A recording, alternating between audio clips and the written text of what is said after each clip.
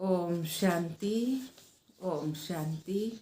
आज बाबा के 5-1-23 के महावाक्य प्रातः मुरली। ओम शांति। बाप दादा मधुबन। बाबा ने कहा, मीठे बच्चे जी बाबा, भक्तों पर जब भीड़ पड़ी है, विपदा आई है, तब बाप आए हैं। बाबा ने कहा, मीठे बच्चे, मैं भक्तों पर जब भीड़ पड़ी है, विपदा आई है, तब बाप आए हैं ज्ञान से गति सतगति करने। प्रश्न दिया बाबा ने, विक्रमाजीत कौन बनते हैं? विक्रमाजीत बनने वालों की निशानी क्या होगी? उत्तर दिया बाबा ने, विक्रमाजीत वही बनते जो कर्म अकर्म और विक्रम की गति को जान श्रेष्ठ कर्म करते हैं।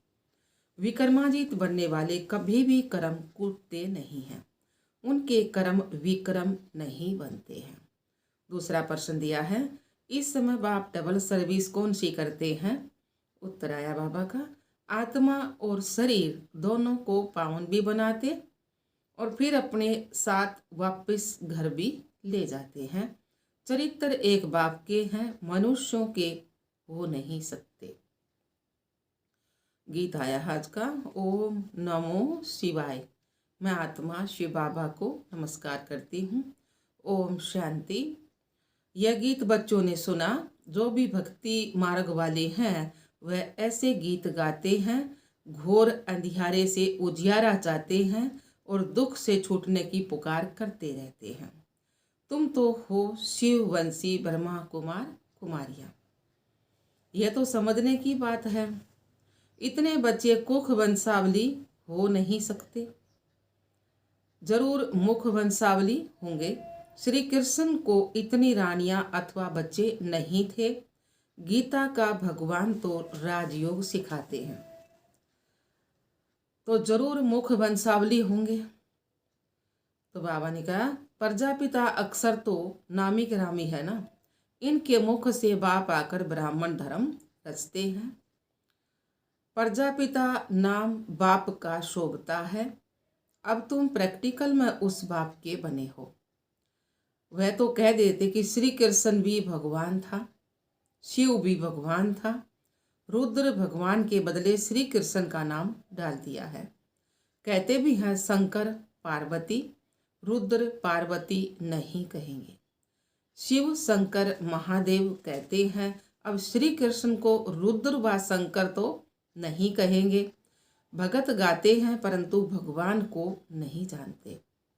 भारत में वास्तव में सच्चे सच्चे भगत वह हैं जो पूज्य थे, वहीं अब पुजारी बने हैं। उनमें भी नंबरवार हैं और तुम्हारे में भी नंबरवार हैं। तुम हो ब्राह्मण और वह हैं शूद्र। देवता धर्म वाले ही बहुत दुखी होते हैं, क्योंकि उन्होंने बहुत सुख भी देखे हैं ना। अब तुम्हारा दर दर भटकना बंद हो गया है। आधा कल्प के लिए यह राज भी तुम ब्राह्मण ही जानते हो। सो भी नंबरवार, जिन्होंने कल्प पहले जितना पुरुषार्थ किया था उतना ही अब करते हैं। ऐसे नहीं जो ड्रामा में होगा फिर भी पुरुषार्थ का नाम आता है ना। ड्रामा को बच्चों से पुरुषार्थ कराना ही है। जैसा पुरुषार्थ वैसा पद मिलेगा। हम जानते हैं कल्प पहले भी ऐसा पुरुषार्थ किया था। ऐसे सितम हुए थे, यज्ञ में विघ्न पड़े थे। तुम बच्चे जानते हो बाबा फिर से आया हुआ है। कल्प पहले भी इसी समय आया था जबकि अंग्रेजों का राज्य था। तो जिन्हों से कांग्रेस ने राज्य लिया, फिर पाकिस्तान हुआ। यह कल्प पहले भी हुआ था। बना बना खेल है। गीता में यह बातें नहीं है। आखिरी समझ जाएंगे कि बराबर अब वही समय है। कोई कोई समझते हैं कि ईश्वर आ गया है। जब महाभारी लड़ाई लगी थी तो भगवान आया था। कहते ठीक है, सिर्फ नाम बदली कर दिया, नाम कृष्ण का डाल दिया। रुद्र नाम लेवे तो भी समझे कि ठीक है, रुद्र ने ज्ञान यज्ञ रचा है, रचा था, तो जिससे दुनिया की विपदा टली थी। यह भी धीरे धीरे तुम्हारे द्वारा पता लग जाएगा। इसमें अभी समय पड़ा है, नहीं तो यहाँ ऐसी भीड़ मच जाए जो तुम पढ़ भी ना सको। यहाँ भीड़ का कायदा नहीं है, गुप्त वेश में काम चलता रहेगा। अब कोई बड़ा आदमी यहाँ आए तो कहेंगे इनका माथा खराब है, यह तो बाप तुम बच्चों को पढ़ा रहे हैं। देवता धर्म तो भगवान आकर रचेगा ना। अब आया है नई दुनिया रचने के लिए, भक्तों की भीड़ विपदा उतारने के लिए। विनाश के बाद तो कोई दुख होगा नहीं, वहाँ सतयुग में भगत होते नहीं हैं, न कोई ऐसे कर्म करेंगे जो दुखी हों। बम्बई से रमेश भाई का फोन आया। बाप दादा चले आते हैं तो बच्चे उदास होते हैं। जैसे स्त्री का पति विलायत में जाता है तो याद में रो पड़ती है ना, तो वह है जिस्मानी संबंध। यहाँ बाबा के साथ रूहानी संबंध है। बाबा से बिछुड़ते हैं तो प्रेम के आंसू आ जाते हैं। जो सर्विसफुल बच्चे हैं, बाबा को उनका कदर है। सपूत बच्चों को फिर बाप का कदर रहता है ना।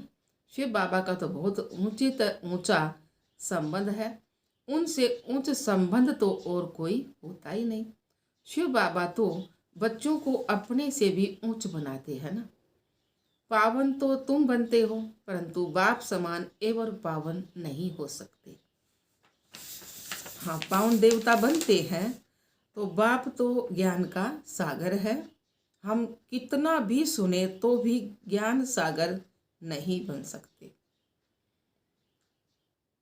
तो वह ज्ञान का सागर है, आनंद का सागर है। बच्चों को आनंदमय बनाते हैं और तो सिर्फ नाम रखवाते हैं आनंद।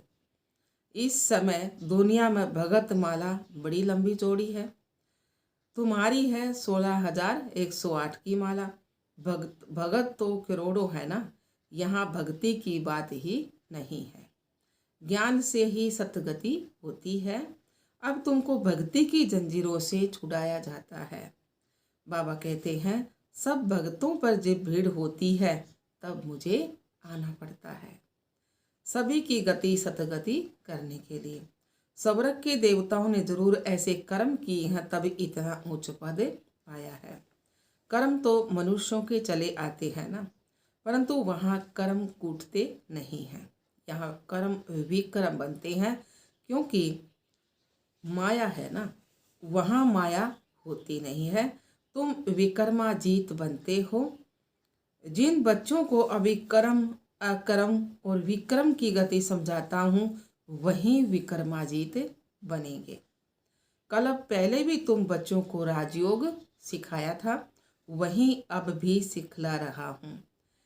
कांग्रेसियों ने फिरंगियों मतलब अंग्रेजों को निकाल राजाओं से राजाई छीन ली और राजा नाम ही गुम कर दिया। तो 5,000 वर्ष पहले भारत राजस्थान था, लक्ष्मी नारायण का राज्य था, देवताओं का राज्य था, तो परिस्थान था। जरूर उन्हों को भगवान ने राजयोग सिखाया होगा, तब उन्हों का नाम भगवती भगवान पड़ा है। परंतु अभी अपने में ज्ञान है तो हम भगवती भगवान नहीं कह सकते। नहीं तो यथा राजा रानी तथा प्रजा भी भगवती भगवान होने चाहिए, परंतु ऐसे हो नहीं सकता। लक्ष्मी नारायण का नाम भी प्रजा में कोई अपने ऊपर रख ना सके। ला नहीं है ना, ये कानून नहीं है। विलायत में भी राजा का नाम कोई अपने ऊपर नहीं रखेंगे, उनकी बहुत इज्जत करते हैं। तो बच्चे समझते हैं 5,000 वर्ष पहले भी बाप आया था। तो बाबा ने कहा 5,000 वर्ष पहले भी बाप आया था, अब भी बाप आया है देवी राजस्थान स्थापन करने। शिव बाबा का आना भी अब हुआ है। वह है पांडव का पति, ना कि श्री कृष्ण। बाप पंडा बनकर आया है वापिस ले जाने के लिए और नई सतयुगी दुनिया रचने के लिए। तो जरूर ब्रह्मा द्वारा ही ब्राह्मण रचेंगे। मुख्य गीता को ही खंडन कर दिया है। अब आप समझाते हैं, मैं श्री कृष्ण नहीं हूं, मुझे रुद्र व सोमनाथ कह सकते हैं। तुमको ज्ञान सोमरस पिला रहा हूं, बाकी लड़ाई आदि की कोई बात नहीं है। यह तुमको योग बल से राजाई का माखन मिल जाता है। श्री कृष्ण को माखन जरूर मिलता है ना, उसमें तो उषा मक्खन दिखा दिया ना, दूध बलो के घी काटन का वो, और बाबा ने कौन सा ज्ञान का मक्खन दिया ना ये सारा। तो यह है श्री कृष्ण के अंतिम की आत्मा। ब्रह्मा बाबा है ये श्री कृष्ण के जन्म अंतिम जन्म की आत्मा। इनको ब्रह्मा सरस्वती को भी बाप ऐसे कर्म सिखला रहे हैं जो भविष्य में लक्ष्मी नारायण बन जाते हैं। यह लक्ष्मी नारायण ही छोटेपन में राधे कृष्ण है, इसलिए लक्ष्मी नारायण के साथ राधे कृष्ण का भी चित्र दिया है। बाकी इनकी कोई बड़ाई नहीं है, चरित्र है एक गीता के भगवान का। वैश्य बाबा बच्चों को भिन्न भिन्न साक्षात्कार कराते हैं, बाकी मनुष्यों के कोई भी चरित्र नहीं है। क्राइस्ट आदि ने भी आकर धर्म स्थापन किया, सो तो सभी को अपना अपना पार्ट बजाना ही है। इसमें चरित्र की तो कोई बात नहीं है। वह कोई को गति दे ना सके। अब बेहद का बाप कहते हैं कि मैं तुम बच्चों की डबल सर्विस करने आया हूं, जिससे तुम्हारी आत्मा और शरीर दोनों पवित्र हो जाएंगे। सभी को वापिस घर मुक्ति धाम ले जाता हूं, फिर वहां से अपना अपना पार्ट बजाने आएंगे। कितना अच्छी रीति बच्चों को समझाते हैं। इन लक्ष्मी नारायण के चित्र पर समझाना बड़ा सहज है। त्रिमूर्ति और शिव बाबा का चित्र भी है। कोई कहते हैं कि त्रिमूर्ति न हो, जैसे कोई कहते हैं श्री कृष्ण के चित्र में 84 जन्मों की कहानी ना हो, लेकिन हम तो सिद्ध कर बतलाते हैं ना सारा। जरूर पहले नंबर वाले श्री कृष्ण को सबसे जास्ती जन्म लेने पड़ेंगे। नई नई पॉइंट्स तो रोज आती हैं, परंतु धारणा भी होनी चाहिए। सबसे सहज है लक्ष्मी नारायण के चित्र पर समझाना। मनुष्य थोड़े ही कोई भी चित्र का अर्थ समझते हैं, उल्टा सुल्टा चित्र बना देते हैं। नारायण को दो भुजाएं और लक्ष्मी को 4 भुजाएं दे देते हैं। तो बाबा ने कहा ना भाई ना, उसका लक्ष्मी के 4 भुजाएं इतना होती ना, 2 लक्ष्मी की 2 नारायण की। तो सतयुग में इतनी भुजाएं नहीं होती। सूक्ष्म वतन तो है ही ब्रह्मा विष्णु शंकर, तो उनको भी इतनी भुजाएं नहीं हो सकती। मूल वतन में है ही निराकारी आत्माएं, फिर यह 8-10 भुजा वाले कहाँ के रहने वाले हैं। तो मनुष्य सृष्टि में रहने वाले पहले हैं लक्ष्मी नारायण 2 भुजा वाले। 8 देविया के हाथ दिखा दिए, 8 भुजा, तो वे 8 शक्ति हैं। बाबा ने कहा परंतु उनको 4 भुजाएं दे दी हैं। बाबा ने बोला ना कि भाई मनुष्य सृष्टि में रहने वाले पहले लक्ष्मी नारायण है 2 भुजा वाले, परंतु उनको 4 भुजाएं दे दी, इकट्ठे कर दिए लक्ष्मी नारायण। तो नारायण को सांवरा तो लक्ष्मी को फिर गोरा दिखाते हैं। सारा सूत मुझा रखा ना। तो बाबा ने कहा हाँ, तो बाबा ने बताया उनके उसको गोरा दिखाते हैं, तो उनके जो बच्चे होंगे वह कैसे और कितनी भुजाओं वाले होंगे हैं। क्या बच्चों को 4 भुजा और बच्ची को 2 भुजा होंगी क्या? कुछ नहीं होगा ना, 2 ही भुजा वाले होंगे ना सब। तो ऐसे प्रश्न तुम पूछ सकते हो, बाबा कह और उसे पूछ सकते हो। बच्चों को समझाया है हमेशा ऐसे समझो कि हमको शिव बाबा मुरली सुनाते हैं। कभी ये ब्रह्मा भी सुनाते हैं। तो शिव बाबा कहते हैं मैं गाइड बनकर आया हूँ। अब ब्रह्मा है मेरा बच्चा बड़ा, शिव बाबा का बच्चा बड़ा बच्चा है ब्रह्मा बाबा। कहते हैं त्रिमूर्ति ब्रह्मा, तो त्रिमूर्ति शंकर व विष्णु कभी नहीं कहते। महादेव शंकर को कहते हैं दुनिया वाले, फिर त्रिमूर्ति ब्रह्मा क्यों कहते हैं? इसने प्रजा रची है तो यह उनकी शिव बाबा की बन्नी युगल बनते हैं। बाबा ने कहा शंकर व विष्णु को बन्नी नहीं कहेंगे। यह बहुत वंडरफुल बातें समझने की हैं। यहाँ सिर्फ बाप और वर्षे को याद करना है, बस इसमें ही मेहनत है। अभी तुम कितने समझदार बने हो। बेहद के बाप द्वारा तुम बेहद के मालिक बनते हो। यह धरती, यह आसमान सब तुम्हारा हो जाएगा। जो कुछ बाबा का है वो सब कुछ हमारा हो जाएगा। ब्रह्मांड भी तुम्हारा हो जाएगा। अलमाटी अथॉरिटी राज्य होगा, वन गवर्नमेंट होगी। एक का धर्म होगा, एक का गवर्नमेंट होगी, एक का राज्य होगा। जो सूर्यवंशी गवर्नमेंट थी तो चंद्रवंशी नहीं थे, फिर चंद्रवंशी होते हैं तो सूर्यवंशी नहीं है। वह पास्ट हो गया, ड्रामा पलट गया। तो ये बड़ी वंडरफुल बातें हैं। बच्चों को कितना खुशी का पारा चढ़ना चाहिए। बेहद के बाप से हम बेहद का वर्षा जरूर लेंगे। उस पति को कितना याद करते हैं, यह बेहद की बादशाही देने वाला है ना। तो ऐसे पतियों के पति को कितना याद करना पड़े। शिव बाबा तो पतियों का भी पति है ना, तो कितनी भारी प्राप्ति होती है। वहाँ तुम कोई से कभी भीख नहीं मांगते हो। वहाँ गरीब होते ही नहीं। बेहद का बाप भारत की झोली भर देते हैं। लक्ष्मी नारायण के राज्य को गोल्डन एज कहा जाता है, अब है आयरन एज। फर्क देखो कितना है। तो बाप कहते हैं मैं बच्चों को राजयोग सिखला रहा हूँ। तुम 100 देवी देवता थे, फिर क्षत्रिय वैश्य शूद्र बने, अब फिर 100 ब्राह्मण बने हो, फिर 100 देवता बनेंगे। इस 84 के चक्कर को तुम याद करो। चित्रों पर समझाना बड़ा सहज है। जब देवी देवताओं का राज्य था तो और कोई भी राज्य नहीं था। एक ही राज्य था, बहुत थोड़े थे, उसको कहा जाता है स्वर्ग। वहाँ पवित्रता भी थी।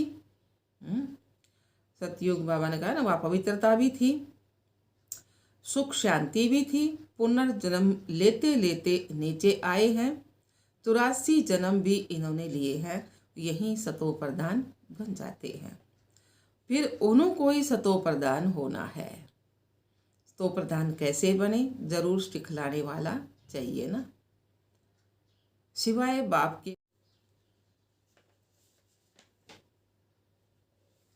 तो बाबा ने कहा हाँ, एक ही राज्य था, बहुत थोड़े थे, उनको कहा जाता स्वर्ग। वहाँ पवित्रता थी, पवित्रता भी थी, सुख शांति भी थी। पुनर्जन्म लेते लेते नीचे आए हैं। 84 जन्म भी इन्होंने लिए हैं, यही सतो प्रधान बन जाते हैं। फिर उन्हों को ही सतो प्रधान, यही तमो प्रधान बन जाते, फिर उन्हों को ही सतो प्रधान बनना है। तो बाबा ने सतो प्रधान होना है। सतो प्रधान कैसे बने, जरूर सिखलाने वाला चाहिए, सिवाय बाप के कोई सिखला ना सके।